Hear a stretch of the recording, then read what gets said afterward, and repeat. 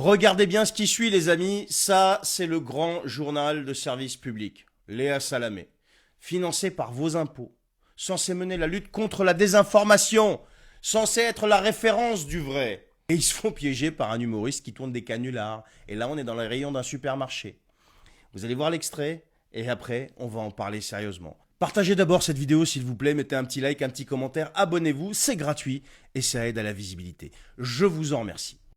Et dans un contexte où chaque euro compte, de plus en plus de consommateurs se lancent à la chasse aux bons plans, coupons de réduction, bons d'achat, comment payer moins cher au restaurant, au cinéma, au supermarché, voire même comment se faire une manucure moitié prix. Eh bien, ils ont accepté de nous donner toutes leurs astuces. Camille Rijad, Arantxa Belderrein. Quand Arnaud Roland fait ses courses, c'est toujours avec son classeur entre les mains. À l'intérieur, des bons triés méthodiquement. Et pas question de passer à côté d'une affaire. Excusez-moi. Oui. Concernant le lait, j'aurais voulu connaître les réductions. Vous avez 1,80 € sur le pack. Soit 5,66 € le pack, au lieu de 7,46 €. On a gagné le jackpot. Donc le fait de passer dimanche après ma trier, c'est là qu'on récolte le fruit de son travail. Le fruit de son travail, exactement. Bon, là-dessus, je suis content. Le trentenaire privilégie les marques distributeurs, compare les prix au kilo et opte pour les dates courtes. Résultat, à la caisse, il voit la différence. C'est le moment de vérité. Je vous laisse régler 10,05 €, s'il vous plaît. 10 € au lieu des 13 qu'il aurait dû payer. Super content, super heureux. On aurait aimé passer en dessous de la barre des 10, bon à 5 centimes près. C'est dommage. Comment vous faites pour les bons de réduction, monsieur? Alors, je vais sur un site. D'accord. Ok, bah c'est pas aussi difficile que ça. Ça me permet de faire des économies, je dis pas non. J'aimerais bien faire comme lui, mais je suis très nulle. Hein. Donc, faut avoir beaucoup de patience, beaucoup de temps. Pour trouver ces bons de réduction, il passe en revue les meilleures offres sur cette application. C'est comme un détective qui fait son investigation. On va aller chercher un peu partout où trouver le meilleur prix. Des coupons Garage et automobile. qu'il rassemble dans ce classeur.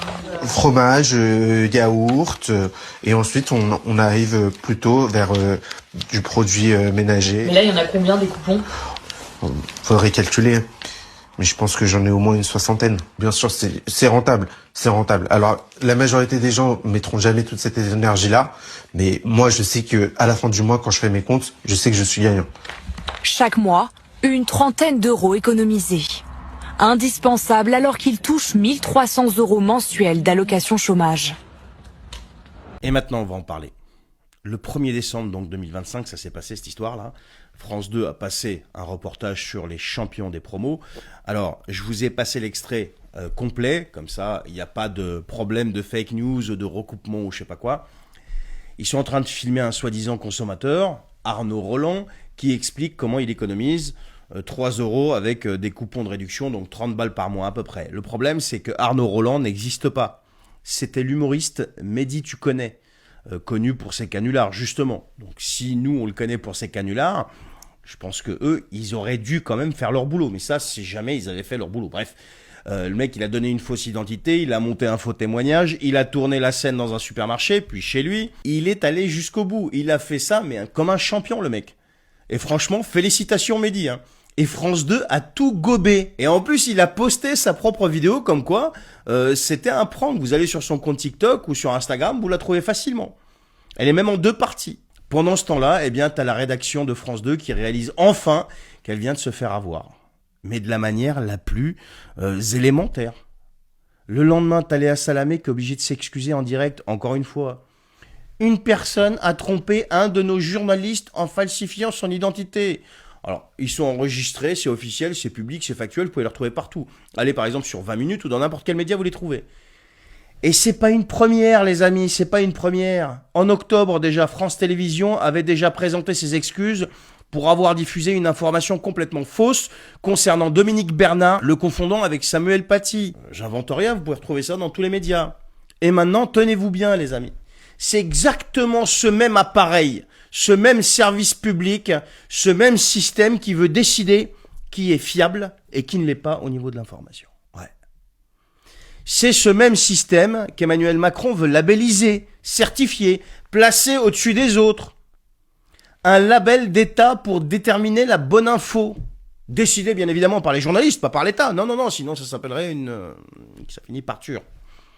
Mais ils sont même pas capables de vérifier l'identité d'un humoriste dans un supermarché avec un classeur de coupons à la main. Ils sont même pas capables de ça. En plus, quand tu vois la dégaine, quand tu vois, franchement, tu vois bien que c'est quand même un prank. Je veux dire, n'importe quelle personne pourrait reconnaître que c'est un prank.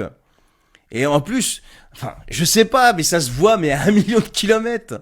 Ils sont même pas capables de déceler ça. Et je parle même pas du maxi best-of de leur super information quand ils avaient confondu un missile russe avec un conduit de cheminée, rappelez-vous. 4 milliards d'euros par an pour ça. 4 milliards d'euros. Je parle pour le service public en général. Pour se faire avoir par un prank TikTok. 4 milliards. Pour donner ensuite des leçons de rigueur journalistique.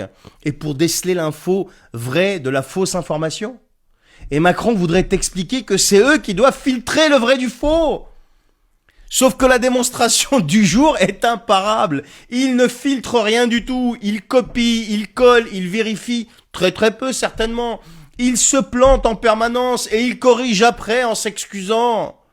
Et ils veulent un label pour officialiser ça, mais c'est une vaste blague. C'est une vaste blague.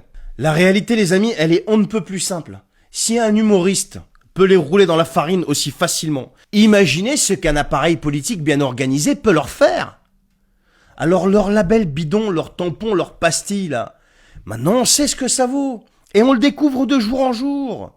Et je parle même pas du cas de LCI, allez voir ma vidéo d'hier, mais vous allez flipper. Le coup des machines à laver, Poutine qui a je sais pas combien de maladies, l'armée russe s'effondre, Poutine, son régime va tomber, et je ne sais quoi, et je ne sais quoi, et je ne sais quoi. Voilà. Donc ça, c'est ce que Macron veut labelliser. Et le pire, c'est que quand c'est des chaînes privées encore, à la limite, bon, ça peut être discutable. Mais le service public qui nous coûte des milliards, que fout Delphine Ernotte? Mais là, on est à un niveau stratosphérique, quoi. Mais Léa Salamé doit être virée sur le champ.